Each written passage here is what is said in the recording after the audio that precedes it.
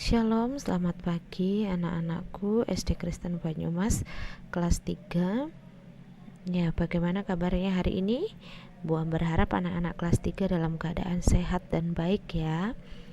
Sebelum kita memulai pembelajaran kita hari ini, kita akan berdoa terlebih dahulu ya. Mari kita berdoa. Tuhan Yesus, sebentar kami mau belajar. Tuhan tolong, Tuhan pimpin, kiranya setiap materi yang disampaikan boleh anak-anak mengerti dengan baik. Terima kasih Tuhan Yesus. Kami mengucap syukur dan berdoa. Haleluya. Amin. Ya, selamat pagi anak-anak kelas 3. Hari ini di hari Jumat tanggal 13 Agustus 2021 kita masuk ke tema 2 ya. Masuk ke tema 2. Berarti buku paketnya juga ganti. Sekarang pakainya buku paket tema 2.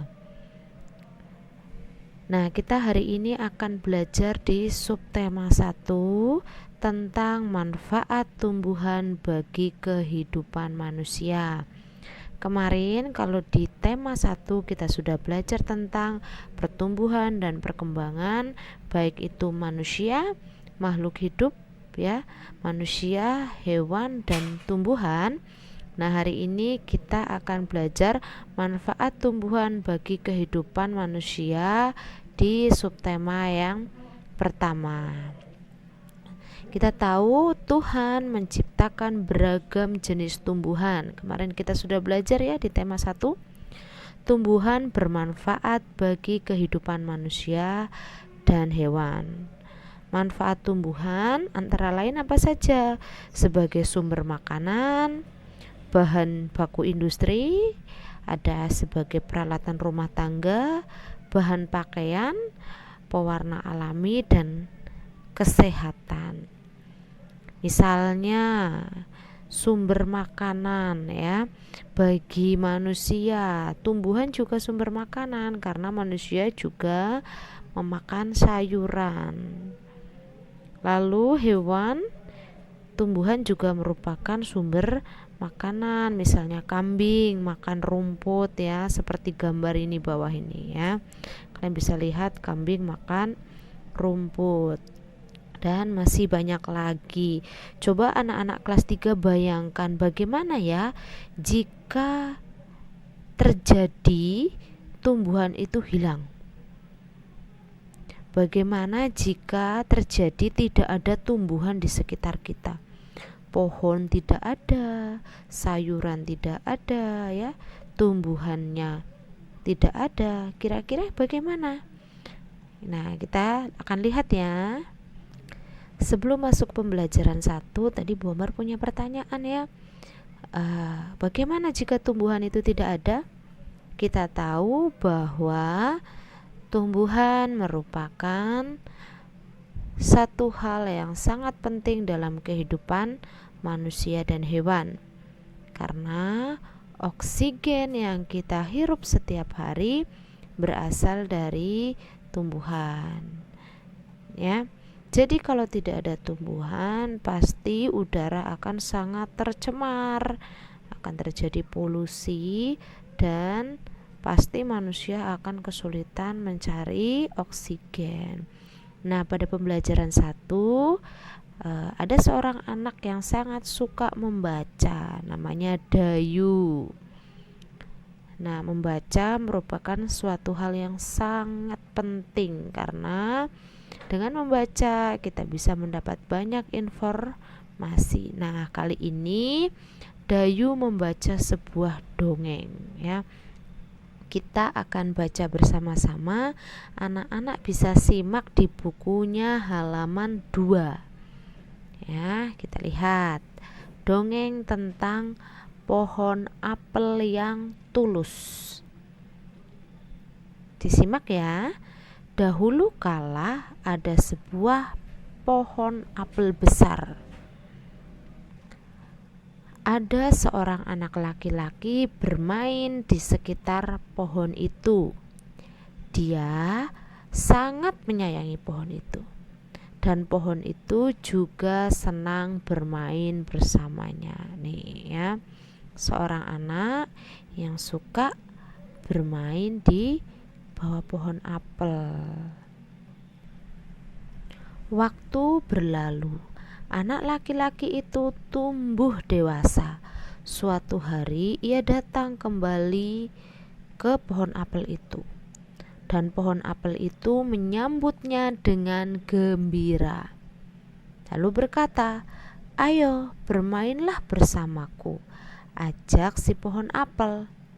Lalu si anak menjawab, "Aku tak punya waktu untuk bermain. Kami membutuhkan rumah untuk tempat tinggal. Bisakah kamu membantuku?" Ini tanya sang anak. Lalu pohon apel menjawab, "Kamu boleh memotong cabang-cabang pohonku. Ini untuk membangun rumah." Jadi anak laki-laki itu memotong semua cabang pohon dan pergi dengan riang. Pohon apel itu pun senang melihat temannya bahagia. Tapi dia atau si anak itu tidak pernah kembali sejak saat itu. Pohon apel kembali merasa kesepian dan sedih. Akhirnya laki-laki itu atau anak itu kembali lagi ya. Setelah sekian lama, anak itu kembali. Laki-laki itu dan pohon apel sekarang sudah sama-sama tua. Anaknya sudah tua, pohon apelnya juga sudah tua. Lalu di sini pohon apel berkata, "Aku sudah tak bisa memberikan apa-apa," kata pohon apel. Lalu si anak menjawab si laki-laki itu, "Tidak apa-apa, aku hanya membutuhkan sebuah tempat untuk beristirahat." Ya, jawab laki-laki itu. Lalu sang pohon berkata, "Baik, sisa batang pohon tua adalah tempat terbaik untuk bersandar dan beristirahat. Duduklah sini bersamaku dan istirahatlah," kata pohon apel. Laki-laki itu pun duduk bersandar pada batang pohon yang masih tersisa. Pohon apel pun menangis bahagia. Akhirnya mereka pun bersama lagi. Nah, itu tadi cerita tentang pohon apel yang tulus menyayangi seorang anak laki-laki. Begitu juga anak tersebut ya, sangat menyayangi pohon apel itu. Nah, setelah kita membaca cerita tadi, kita bisa menjawab pertanyaan ini. Siapakah teman pohon apel? Siapa? Ya, teman pohon apel adalah seorang anak laki-laki. Yang di situ tidak disebutkan ya nama anak laki-laki itu siapa. Lalu yang kedua, apa yang dirasakan pohon apel saat bermain bersama temannya? Senang, riang, gembira ya. Lalu yang ketiga, apa kebaikan yang diberikan pohon apel? Ada yang tahu? Pohon apel selalu ada untuk si laki-laki. Saat si laki-laki butuh tempat tinggal, pohon apel rela memberikan rantingnya untuk membuat rumah. Lalu yang keempat, mengapa pohon apel merasa sedih dan kesepian? Kenapa? Karena setelah si laki-laki atau anak laki-laki mendapatkan apa yang diinginkan, si laki-laki itu tidak pernah menemuinya lagi. Ia kesepian, tidak dikunjungi. Lalu yang kelima, di akhir cerita mengapa pohon apel menangis? Karena akhirnya mereka bisa bersama kembali. Nah, itu tadi pertanyaan tentang pohon apel yang tulus. Setelah kita membaca dongeng pohon apel yang tulus tersebut, nah, seorang anak bernama Dayu ingin membantu ibu. Dayu menyapu halaman rumah hingga bersih. Saat Dayu menyapu, Dayu mempunyai ide untuk mengumpulkan daun kering. Nah, ini lihat, Dayu sedang mengumpulkan daun kering. Nah, rencananya Dayu akan gunakan daun tersebut untuk belajar. Setelah menyapu, Dayu mengumpulkan daun-daun kering ya, seperti ada di gambar ini ya. Nah, Dayu mengambil beberapa helai daun kering, lalu meletakkannya di sebuah kotak. Ia mengambil lagi beberapa helai daun kering dan meletakkannya pada kotak yang lain. Artinya berarti di sini Dayu punya 2 kotak ya. Karena yang pertama Dayu meletakkannya di sebuah kotak, lalu ia mengambil lagi beberapa helai lalu meletakkan di kotak yang lain, bukan di kotak yang sama. Artinya Dayu memiliki 2 kotak. Di kotak yang pertama ada 35 helai daun kering, dan di kotak yang kedua ada 15 helai daun kering. Sehingga pada kotak kita bisa lihat seperti gambar ini ya. Pada kotak yang pertama ada 35 helai daun kering, dan pada kotak yang kedua ada 15 daun kering. Lalu Dayu menghitung semua daun keringnya. 35 ditambah 15 ada 50. Ternyata semua jumlah daun yang dikumpulkan Dayu ada 50 helai daun kering. Lalu Dayu ingin tahu jika posisi kotak ditukar, apakah jumlah daunnya akan sama?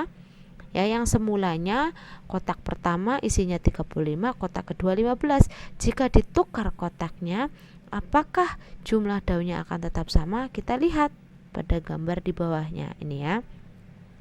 Tadi yang di depan adalah kotak yang isinya 35, yang belakangnya 15. Sekarang ditukar, apakah hasilnya sama? Saat 15 ditambah 35, hasilnya tetap sama, 50. Ternyata jumlahnya sama, yaitu 50 helai daun kering. 35 ditambah 15 sama dengan 50, dan 15 ditambah 35 juga sama dengan 50. Jadi 35 ditambah 15 sama dengan 15 tambah 35. Ini kalau dalam matematika disebut sifat komutatif atau pertukaran. A kali B sama dengan B kali A. A tambah B sama dengan B tambah A. Hasilnya sama. Terjadi pertukaran ya, yang depan buat belakang, yang belakang buat depan.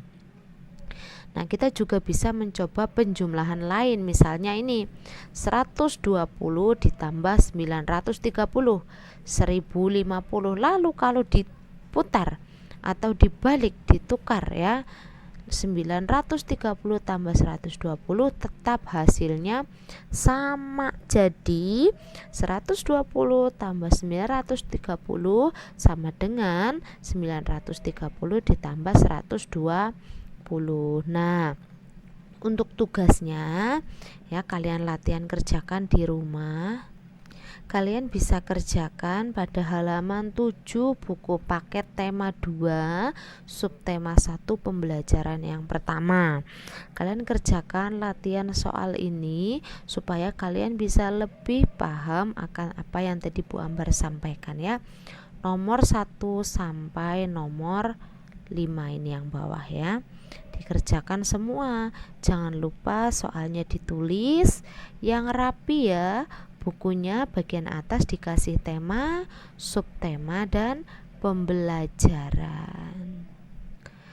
Di hari Minggu, Dayu pergi tamasya ke gunung. Dayu pergi bersama orang tua dan saudara sepupunya. Di gunung ia melihat banyak pohon. Nah, ini ya, Dayu bertamasya atau bertamasya. Bertamasya itu berlibur ya. Nah, pernahkah kalian melihat pohon cemara? Kira-kira pohon cemara itu seperti apa? nanti Bu Ambar akan tunjukkan seperti apa gambar pohon cemara ya. Nah, ini dia gambar pohon cemara.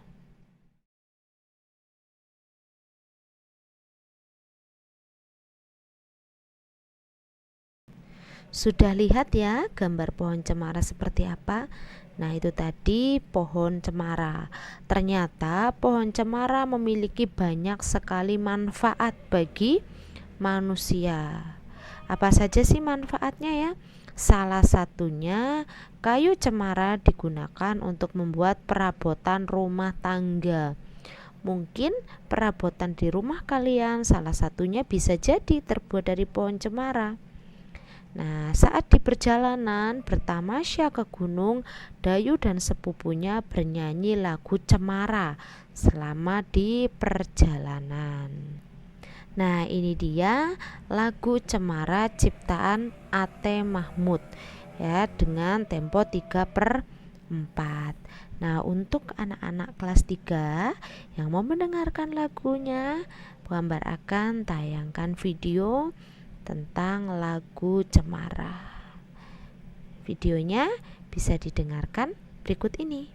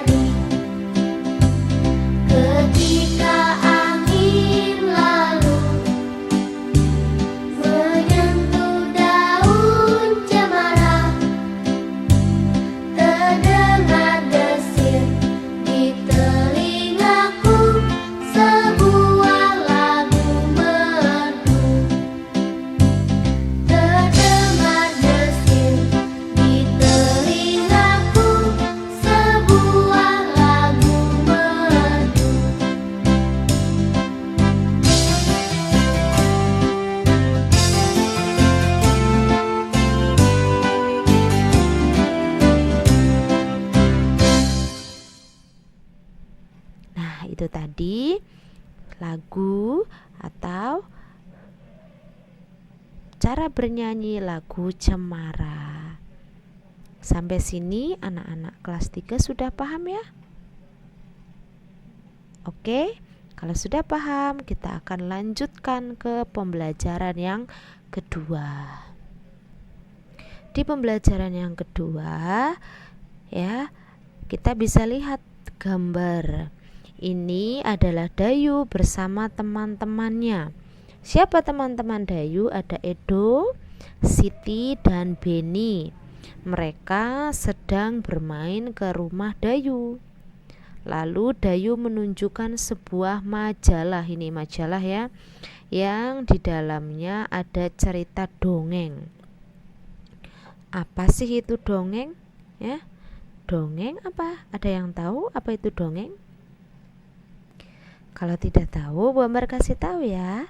Dongeng adalah salah satu cerita rakyat yang cukup beragam cakupannya serta berasal dari berbagai kelompok etnis, masyarakat atau daerah tertentu di berbagai belahan dunia.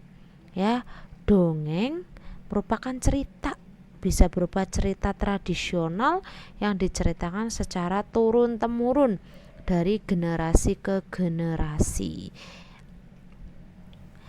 Edo dan Siti juga Beni berebut untuk membaca dongeng. Dayu mengusulkan agar salah satu dari mereka membacakan dongeng tersebut. Oke, di sini Bu Ambar yang akan bacakan dongengnya. Dongeng tentang pengembara dan sebuah pohon. Anak-anak bisa simak ya di buku paket tema 2 di halaman 11. Cerita tentang pengembara dan sebuah pohon. Pengarang Aesop. 2 orang pengembara berjalan di sepanjang jalan yang berdebu dan tandus di hari yang sangat panas. Tidak lama kemudian mereka menemukan sebuah pohon besar. Dengan girang, keduanya lalu berteduh dari teriknya sinar matahari di bawah naungan daun-daun pohon yang lebat. Saat beristirahat, mereka melihat ke atas pohon. Salah seorang pengembara berkata kepada teman seperjalanannya, "Betapa tidak bergunanya pohon besar ini. Pohon ini tidak memiliki buah sehingga tidak berguna untuk manusia sama sekali." Nih ya gambarnya. Lalu setelah manusia itu berkata seperti itu, pohon besar tersebut lalu berbicara dan berkata, "Kamu manusia yang tidak tahu terima kasih."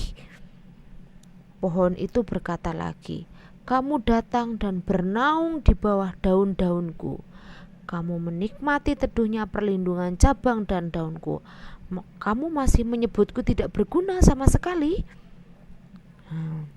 Kita tahu bahwa Tuhan menciptakan makhluk hidup dengan tujuan tertentu. Setiap makhluk hidup bermanfaat untuk makhluk hidup lainnya. Tumbuhan juga bermanfaat bagi manusia. Hewan juga banyak manfaat bagi manusia. Lalu bagaimana sikap manusia terhadap tumbuhan dan binatang? Ya, kita harus menjaga, merawat, melindungi, memelihara ya. Jangan sampai tumbuhan atau alam kita rusak karena ulah kita sendiri. Setelah membaca dongeng pengembara dan sebuah pohon, kita belajar untuk selalu bersyukur. Sikap bersyukur dapat ditunjukkan dengan menyayangi makhluk hidup. Seperti kita punya tanaman, kita harus pelihara, rajin siram ya, supaya tidak mati. Kalau kita punya peliharaan ayam atau kelinci atau yang sebagainya, kita harus rajin memberi makan ya, mungkin merawat, memandikan ya, supaya apa yang kita pelihara, apa yang kita jaga tetap bisa terus hidup. Lalu kita bisa simak nih, ada dialog di bawah ini tentang percakapan Beni dengan ayah. Beni berkata, "Kenapa ayah sering mengucapkan terima kasih?" Ayah Beni menjawab, "Berterima kasih itu termasuk orang yang bersyukur." Wah, ternyata ya kita baru tahu kalau berterima kasih merupakan ungkapan bahwa kita bersyukur. Lalu Beni menjawab, "Apa hubungannya berterima kasih dengan bersyukur ya?" Beni berkata lagi, "Oh maaf, ini pasti jawaban ayah ya, tapi ini tertulisnya Beni, ini salah ya, salah cetak." Lalu ayah Beni menjawab, "Ada dong, berterima kasih itu salah satu cara kita bersyukur. Orang yang selalu bersyukur adalah orang yang rendah hati. Kebalikannya, orang yang tidak bersyukur adalah orang yang sombong." Lalu Beni berkata, "Apa kita juga berterima kasih kepada tumbuhan dan hewan? Bagaimana caranya?" Nah, di sini ayah berkata, iya, kita juga berterima kasih kepada tumbuhan dan hewan. Caranya berbeda dengan cara kita berterima kasih kepada manusia. Lalu ibu membantu jawaban ayah. Jika kita berterima kasih kepada tumbuhan, maka kita merawat tumbuhan dengan baik.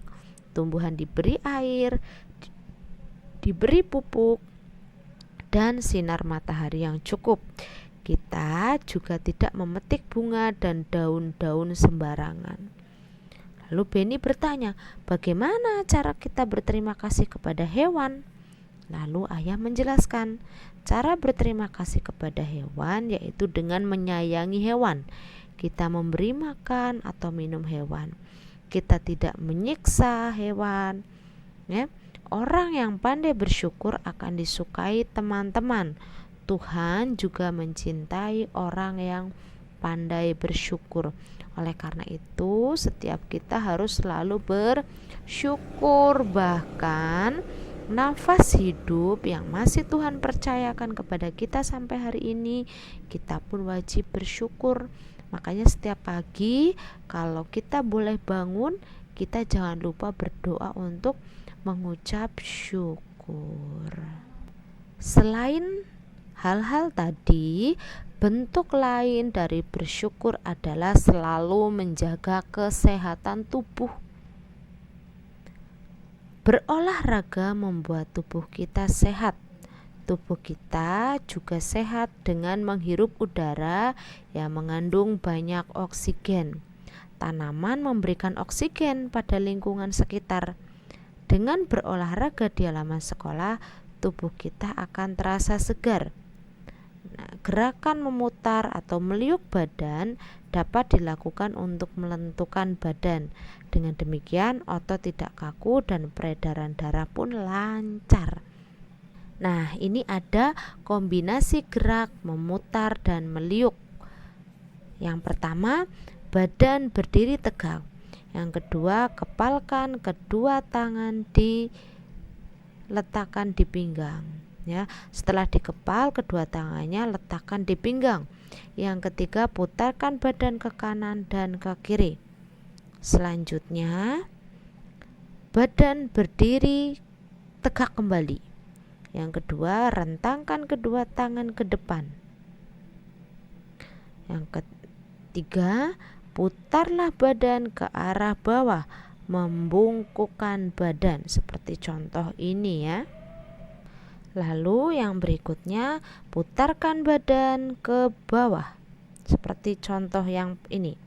Lalu putarkan badan ke kiri bawah seperti ini. Lalu liukkan badan ke atas, melentingkan badan seperti ini ya. Nah, itu tadi pembelajaran hari ini ya. Sudah belajar di tema 2 subtema 1 pembelajaran 1 yang dan kedua. Tadi pertama tugasnya tentang matematika ya, penjumlahan. Dan untuk tugas yang kedua, anak-anak kelas 3 perhatikan. Silahkan anak-anak kelas 3 berolahraga. Otomatis kalian belajar dari rumah jarang sekali ya berolahraga. Nah, Bu Ambar ingin kalian berolahraga. Bagaimana caranya? Kalian lakukan kombinasi gerak, memutar, dan meliuk seperti gambar ini. Ya, kalian ikuti yang ada di gambar ini. Badan berdiri tegak. Kalian hitung ya. Caranya satu gerakan 8 kali hitungan. Kalian juga harus menghitung sampai 8 ya. Sudah bisa menghitung kan ya? Harus sudah bisa, sudah kelas 3 ya. Nah, misalnya Bu Ambar beri contoh. Gerakan pertama, badan berdiri tegak, hitung 1, 2, 3, 4, 5, 6, 7, 8. Lalu baru ganti gerakan kedua, kepalkan kedua tangan dan letakkan di pinggang. Hitung lagi 1, 2, 3, 4, 5, 6, 7, 8. Lalu Yang ketiga ya, semua gerakan ini dari 1, 2, 3, lalu ada 4, 5, 6, 7, 8, 9. Kalian praktekkan semua. Satu gerakan hitungan 8 kali. Ya, kalau sudah 8 baru ganti gerakan. Nanti tugas yang ini kalian videokan, dikirim ke Bu Ambar ya. Terus jangan lupa bikin videonya pakai baju olahraga ya. Kalau ada baju olahraga, pakai baju olahraga. Kalau tidak ada baju olahraga, pakai kaos. Yang penting kaos olahraga ya, bukan baju sekolah. Karena Bu Ambar pengen kalian membuat video sedang berolahraga seperti ini. Nah, itu tadi sudah cukup jelas ya tugasnya dan apa yang harus dilakukan. Kalau sudah jelas, demikian materi yang bisa Bu Ambar sampaikan hari ini. Kiranya setiap materi yang Bu Ambar sampaikan boleh bermanfaat bagi anak-anak kelas 3. Jangan lupa tetap jaga kesehatan ya, meskipun belajar dari rumah. Terus tugas-tugasnya dikerjakan. Lalu jangan lupa juga bagi tugas-tugas yang belum selesai diselesaikan. Terus Bu Ambar ingatkan kembali, ingat ya pada bukunya diberi judul, tema, subtema, dan pembelajaran. Biar untuk memudahkan kalian dan Bu Ambar memasukkan nilainya, biar tidak ada yang ketinggalan. Nah, demikian pembelajaran kita hari ini. Semoga materi yang Bu Ambar sampaikan bermanfaat. Kita akan bertemu kembali di hari Senin di Microsoft Teams jam 8 pagi. Disiapkan buku tema 2-nya dan buku LKS-nya ya. Kita akan mulai Zoom jam 8 tim ya, jam 8 pagi. Demikian pembelajaran hari ini, tapi sebelum kita menutup kita akan berdoa terlebih dahulu. Yuk, tangannya dilipat, matanya ditutup. Tuhan Yesus, kami bersyukur kalau kami boleh belajar hari ini. Kiranya Tuhan tolong setiap materi yang disampaikan boleh anak-anak mengerti dengan baik. Terima kasih Tuhan Yesus, kami mengucap syukur dan berdoa. Haleluya, amin. Terima kasih, sampai ketemu lagi di hari Senin. Tuhan Yesus memberkati.